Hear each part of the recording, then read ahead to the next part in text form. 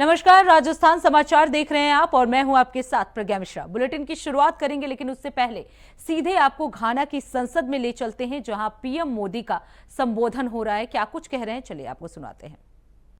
Where global companies want to converge, we are recognized as the pharmacy of the world.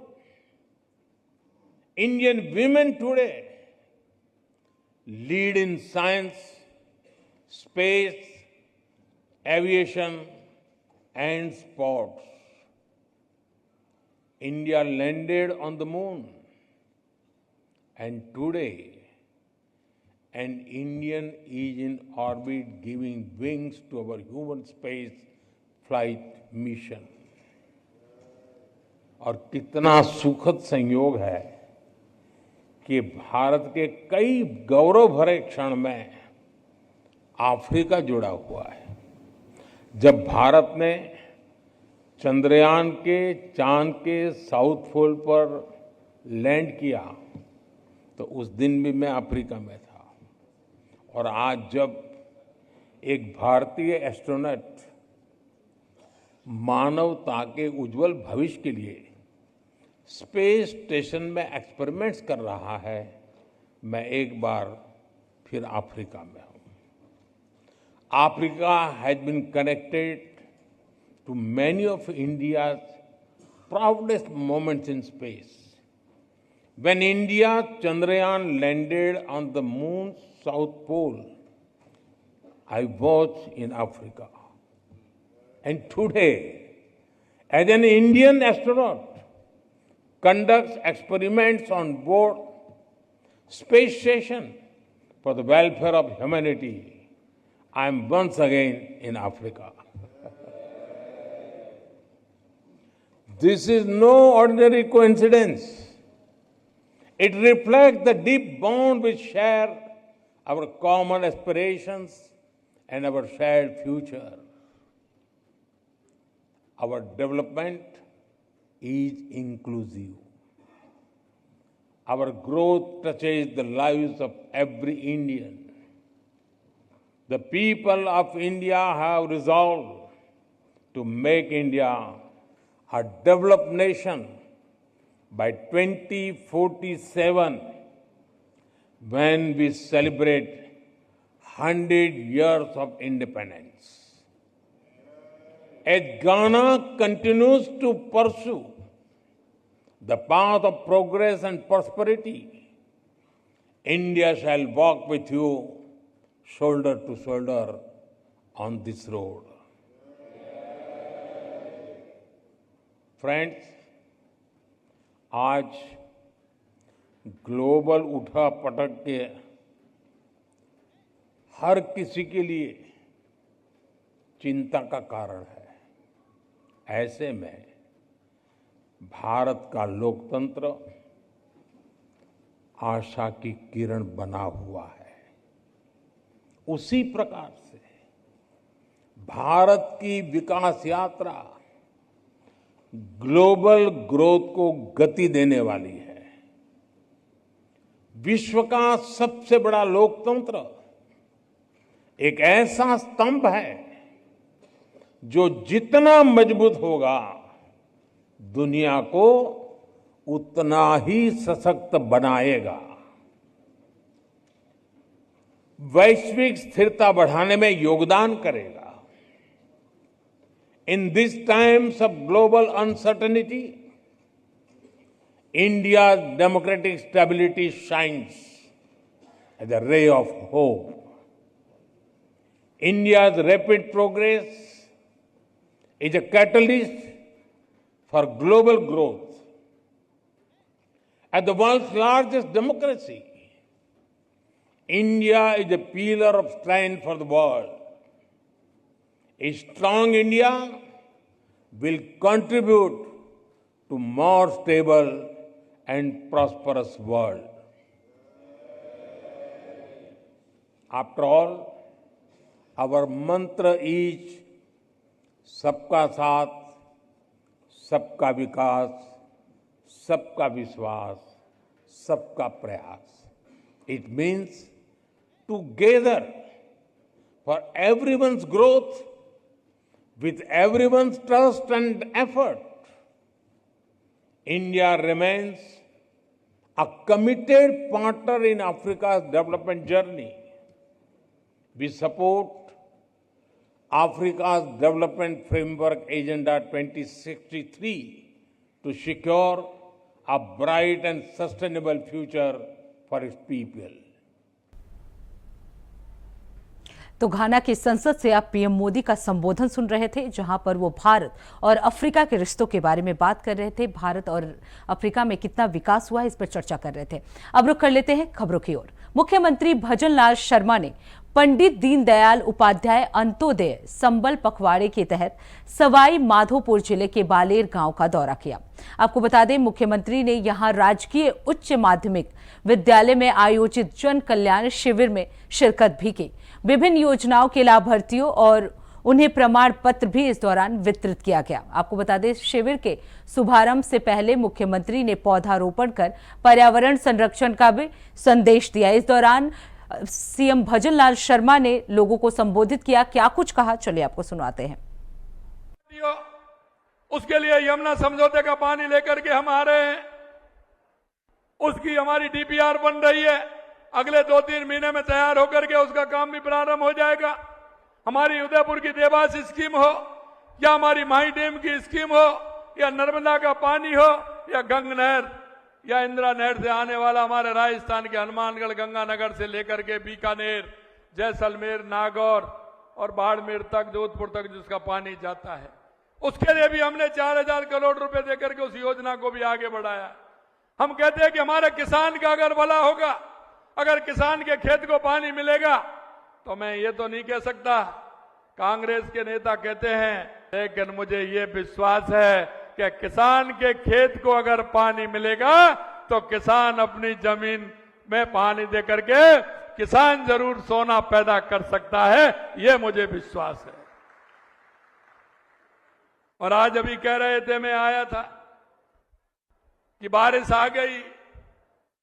मेरे भाई और बहनों, मैं आपसे इतना ही निवेदन करना चाहता हूं कि जिनके मन में सच्चाई और ईमानदारी होती है, मन से जनता के साथ जुड़ करके जो काम करना चाहते हैं, ईश्वर भी उनका साथ देता है। इसलिए बारिश भी भगवान अच्छी कर रहा है। और अब की बार तो 15 दिन पहले मानसून आ गया। मैं देख रहा था पूरे क्षेत्र में हरियाली छाई हुई। मैं आपसे इतना कहना चाहता हूं कि अंत्योदय संबल पखवाड़े के तहत इन शिविरों के माध्यम से अंतिम पंक्ति में जो व्यक्ति खड़ा है, जिसको आवश्यकता है, उस आवश्यकता की पूर्ति के लिए हम उसका सहयोग करें। मेरे भाइयों और बहनों, हम इस प्रदेश के नागरिक हैं, इस देश के नागरिक हैं। हमारा नागरिक होने का कर्तव्य क्या है? हमारा वो युवा भाई जो रोजगार की तलाश में, उसको रोजगार मिले, उसके लिए हम प्रयास करें। एक हमारी माता बहनें, उनको योजनाएं ठीक प्रकार से मिले तो हमारी माता बहनों का जीवन स्तर उठे। हमारे किसान को अगर उन्नत फसल के लिए काम करेंगे तो हमारा किसान भी उन्नत होगा। और अंतिम पंक्ति में खड़ा वो मजदूर जिसको योजना की आवश्यकता है, अगर उनको योजना मिलेंगी तो उसका जीवन स्तर भी सुधरेगा। इस संबल पखवाड़े में लगातार हमारी सरकार पूरे राजस्थान के अंदर काम कर रही है। आपके खंडार के अंदर भी काफी काम हो रहे हैं और मुझे पता है कि जिस तरह से आपने काम किए हैं, मैं देख रहा हूं कि सीमा ज्ञान के 4 से 14 प्रकरण सवाई माधोपुर के अंदर हुए हैं। सीमा ज्ञान के नामांतरण के 1210 प्रकरण हुए हैं, जो दाखिला खारिज आप बोलते हैं, नामांकन के हुए हैं। 161 प्रकरण रास्तों के हुए हैं, जिनमें 161 विभाजन के, सहमति से विभाजन। मैंने देखा है, हमारा वो किसान तारीख में जाता है, तारीख में जाकर के वहां परेशान होता है, उनको 2-2, 4-4, 5-5 साल हो जाती हैं, लेकिन उनका बंटवारा नहीं हो पाता है। मैं कहना चाहता हूं, इन शिविरों के माध्यम से सहमति के साथ अगर हमारे किसान का बंटवारा होगा तो किसान को संतुष्टि मिलेगी। सबसे बड़ी समस्या जो है वो रास्तों की है। गांव में आए दिन रास्तों पर भी कई तरह की बातें आती हैं।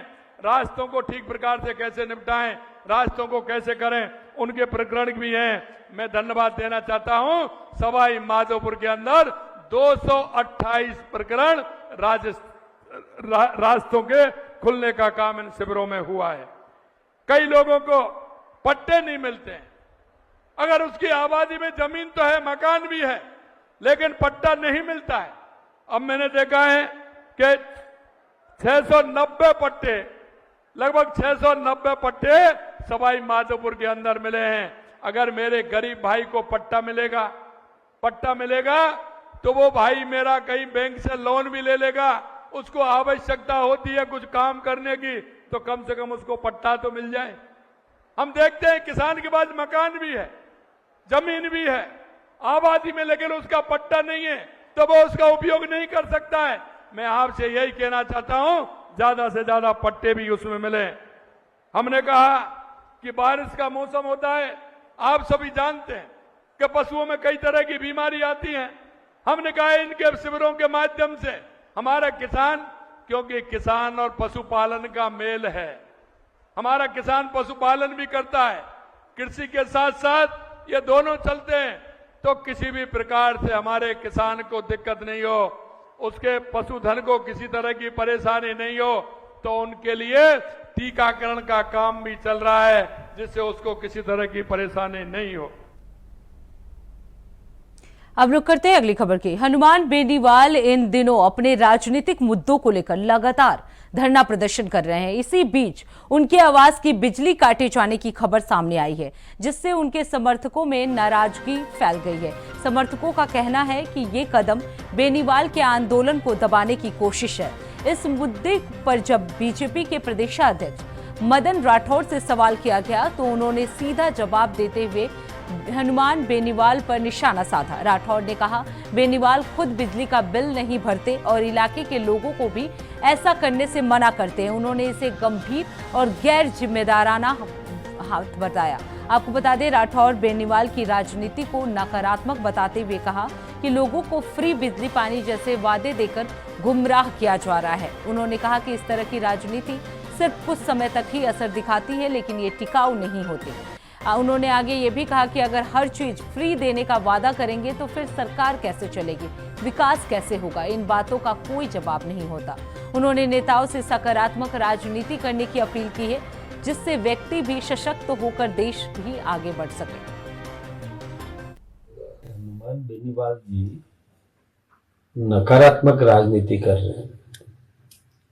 वो खुद तो बिजली का बिल नहीं भरे, ये तो चिंता की बात है। और दूसरा, वो इलाके में भी आह्वान करते हैं कि बिल मत भरो। ये न्यूसेंस वैल्यू है, अच्छी बात नहीं। नकारात्मकता पैदा करते हैं, लोगों को उकसाते हैं, और लोगों को तो यदि कोई ऐसी राय दे दे कि हम आपका बिजली फ्री कर देंगे, आपका पानी फ्री कर देंगे, आपके ये सब हम फ्री कर देंगे, तो लोगों को तो अच्छा लगता है। फ्री बिल के मामले में वो राजनीति आता है।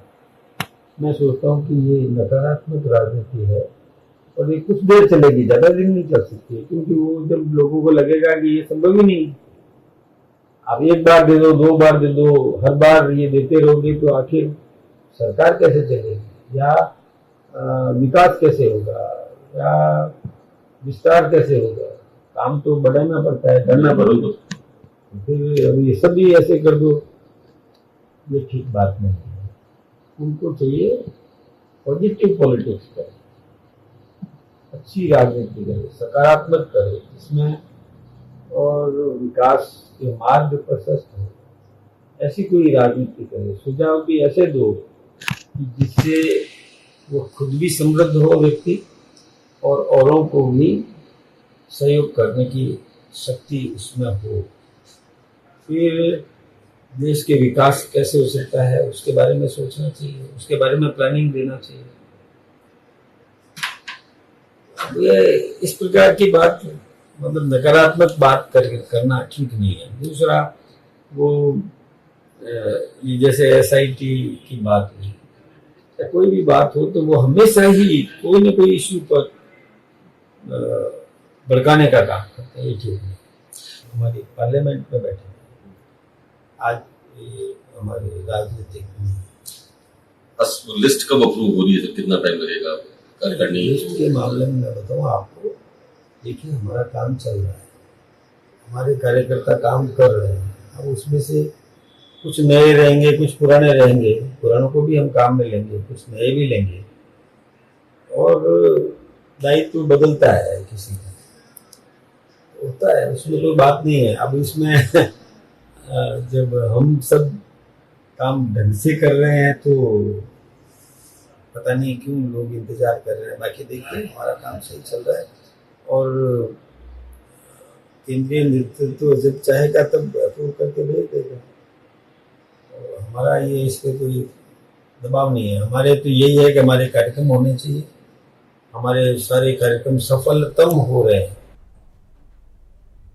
अब रुक करते हैं अगली खबर की। बांसवाड़ा लोकसभा सीट से भारत आदिवासी पार्टी के सांसद राजकुमार रौत ने आदिवासी बहुल डूंगरपुर जिले में गुटखे की खपत को लेकर बड़ा दावा किया है।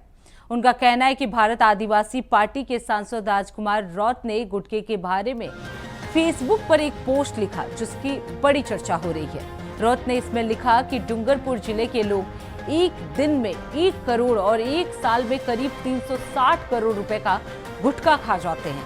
अपनी पोस्ट में सांसद राजकुमार ने एक गुटखा कंपनी के विज्ञापन की टैगलाइन पर कटाक्ष करते हुए लिखा, इसके दाने दाने में कैंसर का दम है। इसके साथ ही सांसद ने आमजन से गुटखा नहीं खाने की अपील की है। आदिवासी बाहुल्य क्षेत्र के अंदर भारत आदिवासी पार्टी विभिन्न पहलुओं पे काम कर रही है। उसी में एक मुख्य पहलू ये भी है कि क्षेत्र को नशे मुक्त कराया जाए। जिस तरह से इस क्षेत्र के अंदर नशे का भी जो चल रहा है, प्रचलन चल रहा है और प्रशासन की खुली छूट है, तो एक पहलू मेरे सामने आया जो विमल गुटखे का। तो मैंने काफी गांवों के अंदर काफी दुकानों से सर्वे किया गया और हमने एक मोटा मोटा डाटा कलेक्शन किया गया, जिसमें हम अगर मतलब कहे कि मिनिमम जो देखते हैं तो पूरे जिले के अंदर 253 ग्राम पंचायतें हैं और पर ग्राम पंचायत के अंदर अधिक से अधिक 30 और कम से कम 20-25 के आसपास दुकानें हैं। तो हमने औसतन जो आंकड़ा निकाला है उससे ये क्लियर होता है कि पूरे आदिवासी बाहुल्य क्षेत्र में डूंगरपुर जिले का ही मात्र एक दिन के अंदर 1 करोड़ से अधिक विमल गुटखा मतलब ओनली फॉर विमल का व्यापार होता है। कई जगह ऐसी है कि स्कूल के 200 मीटर के अंदर भी दुकान है, वहां पर भी बिक रहा है। इसमें बच्चे और महिला काफी चपेट में आ रही है, एक आदत सा बन गया है। तो हमने प्रशासन से भी अनुरोध किया है और आज भी कर रहे हैं कि इस पे लगाम लगाई जाए। और साथ ही पूरे डूंगरपुर जिले और संसदीय क्षेत्र बांसवाड़ा की और पूरे आदिवासी बाहुल्य क्षेत्र की जनता से भी अनुरोध है कि हॉस्पिटलों के अंदर हालत खराब है, कैंसर के केस आए दिन आ रहे हैं, महिलाओं के अंदर एनीमिया मतलब खून की कमी भारी मात्रा में आ रही है। तो मेरे समाजजनों से, महिलाओं से, बच्चों से, पुरुषों से सबसे अनुरोध है कि इन नशे से हमें दूर रहना है और एक अभियान चलाना है कि आदिवासी बाहुल्य क्षेत्र के अंदर नशा विहीन किया जाए और प्रशासन भी इसमें साथ दे, क्योंकि वर्तमान समय में प्रशासन किसी प्रकार का नशा मुक्ति को लेकर कोई अभियान नहीं चला रहा है। धड़ल्ले से सारी चीजें बिक रही है। तो विशेषकर हम सांसद होने के नाते मेरी ओर से प्रयास किया जाएगा, समाज में जन जागृति लाई जाएगी और प्रशासन की मदद से भी ऐसी चीजों पर कार्रवाई की जाएगी। ये एक बड़ी विडंबना है क्षेत्र के अंदर और हमारे ओर से प्रयास किया जाएगा इसको मतलब बिल्कुल खत्म। हमारा प्रयास तो रहेगा खत्म किया जाए, लेकिन हम संतुष्ट रहेंगे कि हम हमारे इस अभियान से अवश्य इस क्षेत्र के अंदर नशे पे एक अंकुश लगेगा। धन्यवाद। वहीं इस खबर पे ज्यादा जानकारी के लिए हमारे साथ राजकुमार रौत जो कि बांसवाड़ा से सांसद है हमारे साथ जुड़ गए हैं। राजकुमार जी, आपका बहुत बहुत स्वागत है। आपने जो ये दावा किया है कि 1 करोड़ जो पब्लिक है वो गुटखा खा ले रही है 1 करोड़ की, ऐसे में वो प्रशासन से आप क्या कुछ अपील करना चाहेंगे और लोगों से क्या कुछ अपील करना चाहेंगे? राजकुमार जी, आपको मेरी आवाज आ रही है?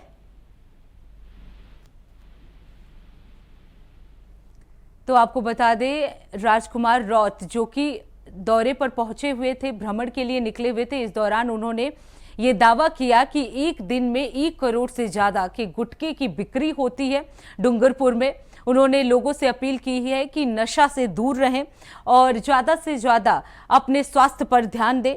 तो एक दिन में 1 करोड़ से ज़्यादा गुटखे की बिक्री को लेकर ये बड़ा बयान जो है वो सांसद की तरफ से दिया गया है। उन्होंने ये साफ तौर पर कहा है कि एक दिन में 1 करोड़ से ज़्यादा का गुटखा जो है वो डूंगरपुर में बिकता है। पूरा एरिया जो है वो नशे में डूबा हुआ है। जहां शिक्षा नहीं है वहां नशा है, इस तरह का टैगलाइन जो है उनकी तरफ से बताया गया है। वहीं इस पे ज्यादा जानकारी देने के लिए हमारे साथ सांसद राजकुमार रौत जो हैं वो जुड़ चुके हैं। राजकुमार जी, आपका बहुत बहुत स्वागत है हमारे चैनल में। आपने जो ये दावा किया है कि एक दिन में 1 करोड़ से ज्यादा की ये जो गुटखा है उसकी बिक्री हो रही है, ऐसे में प्रशासन से क्या कुछ अपील आप करना चाहेंगे? आपके चैनल के माध्यम से सभी दर्शकों को मेरी ओर से जोहार। और आपने इस मुद्दे को आपके चैनल के माध्यम से चलाना और सरकार तक संदेश पहुंचाने का जो विचार लाए उसके लिए धन्यवाद देना चाहूंगा जी। ये जो विषय मेरे ध्यान में आया, मैं खुद ग्रामीण इलाके में रहता हूँ और ग्रामीण इलाके की सारे हर मुद्दों पे, हर प्रकार की चीजों पे मेरा ध्यान जाता है जी। तो कई दुकानों पे मेरा ध्यान गया और हर दुकान पे मैंने देखा गया कि प्रत्येक दुकान पे 5, 6, 7 पैकेट, किसी पे 10 पैकेट, 15 पैकेट जी। तो मैंने अनुमान लगाया और अनुमान नहीं मतलब परफेक्ट मैंने जो काउंट किया तो डूंगरपुर जिले के अंदर 353 जो ग्राम पंचायतें हैं जी, और उस हिसाब से प्रत्येक दिन 1 करोड़ के आसपास की विमल जारी है। इसमें शहर जो छोड़ा, जैसे कि शहर, सागवाड़ा, डूंगरपुर, जो बड़ी सिटियां, बड़े कस्बे तो काउंट ही निकले हैं।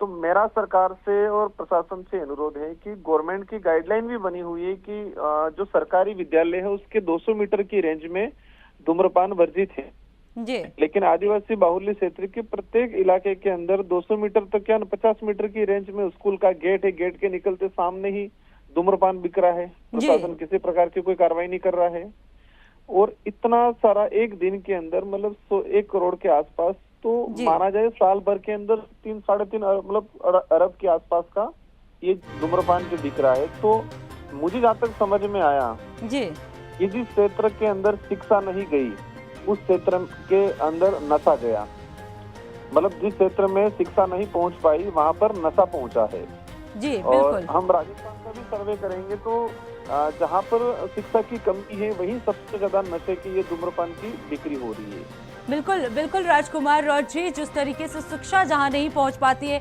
वहां नशा ही पहुंचता है, क्योंकि जिस तरीके से आपने दौरा किया, भ्रमण किया और ये अनुमान लगाया, प्रशासन की तरफ से अब देखना होगा कि आपके इस कार्रवाई के बाद वो क्या कुछ करते हैं। बहुत बहुत धन्यवाद राजकुमार रौत जी आपका हमारे साथ जुड़ने के लिए।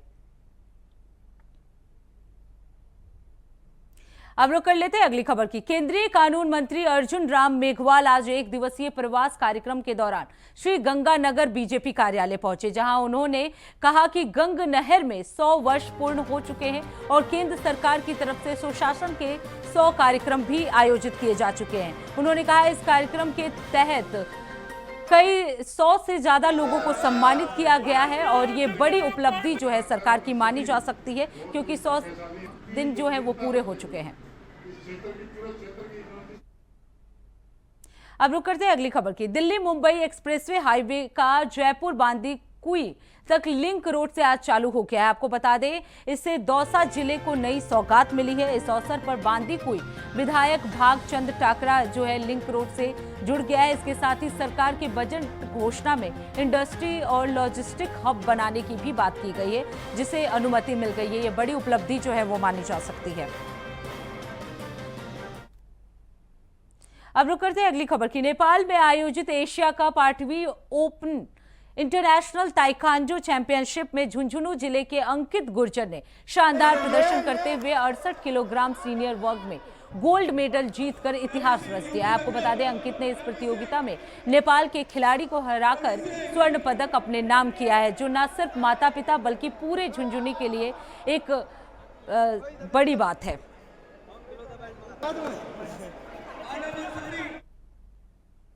अब रुक करते हैं अगली खबर की। खबर झालावाड़ से है, जहां मानसून पिछले 2 दिनों से पूरी तरह मेहरबान है। आपको बता दें कई गांवों में जल भराव की स्थिति बन गई है। इसी बीच गोलाना गांव में एक युवक की शादी की तैयारियां चल रही थी। जब गांव में पानी निकला तो लोगों ने स्थिति को परेशानी मनाने के बजाय उसे मस्ती में बदल दिया। बारिश के बीच घुटनों तक पानी भरे हालात में दूल्हा माता पूजन के लिए निकल पड़े और रिमझिम बारिश और ठंडी हवाओं ने माहौल को और भी सुहाना बना दिया।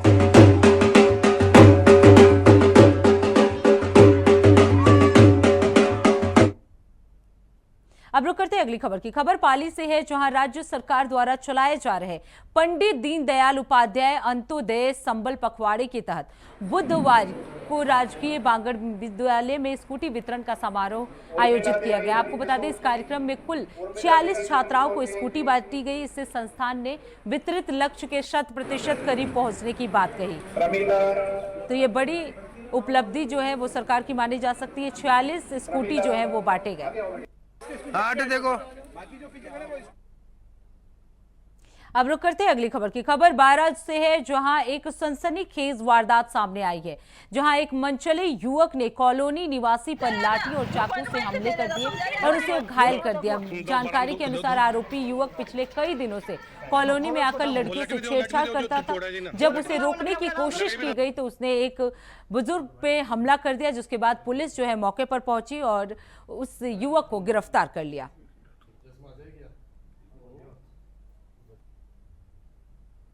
अब रुक कर लेते हैं अगली खबर की। खबर जैसलमेर से है, जहां जिले के सांगड़ थाना क्षेत्र में शराब के सेल्समैन के साथ मारपीट करने और वीडियो वायरल करने के 3 युवकों को पुलिस ने गिरफ्तार कर लिया है। आपको बता दें, आरोपियों की कस्बे से पैदल परेड करवाई गई, जिससे पुलिस का आम जन में विश्वास और अपराधियों में भय का संदेश जो है और भी मजबूत हो गया।